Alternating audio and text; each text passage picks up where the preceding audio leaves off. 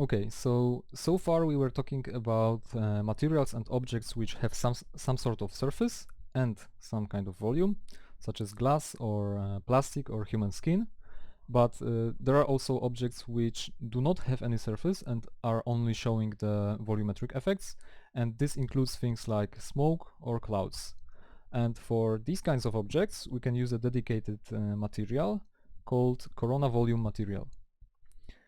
So let's unhide an object which will allow us to see this corona volume material. So I will unhide my smoke object. And this is a simple sphere with corona displacement modifier to get those details. It's just using a noise map for this, so nothing special. And currently it's using a standard corona material, and so it's showing a surface, and it's not transparent at all. And we would like to make it fully transparent. We don't want the surface at all, so let's create a new corona volume material.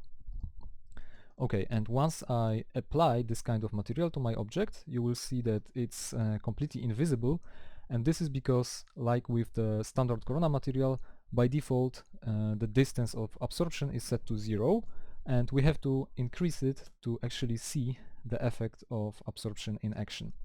So again, by increasing the absorption, I can define the base density or thickness of my object. So let's make it pretty thick. And this will let me create something like heavy dark smoke with a setup like this. Again, we can set absorption to pure black to just have easier control over the absorption, to make it easier to imagine what's going on here.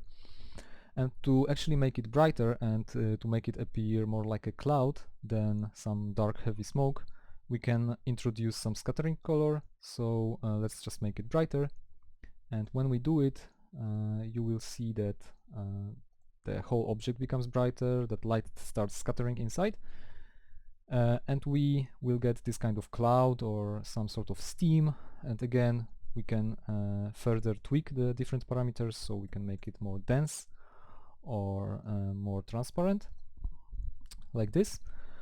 And then we can also take a look at the other parameters that we have here. The first one is directionality, and this basically lets us decide what direction the lighting scatters inside of this object.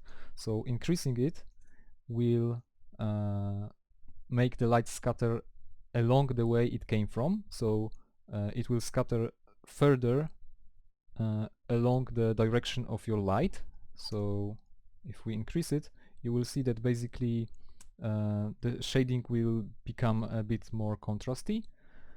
And if we lower it from the default value of 0, so if we make it negative, it will start bouncing the light back towards the light source. So let's try with minus 0.6, and the effect is that the shading becomes more uniform and less contrasty. And then there is single bounce only option, which basically makes the rendering much faster, but also makes your object darker because there are no additional light bounces happening inside.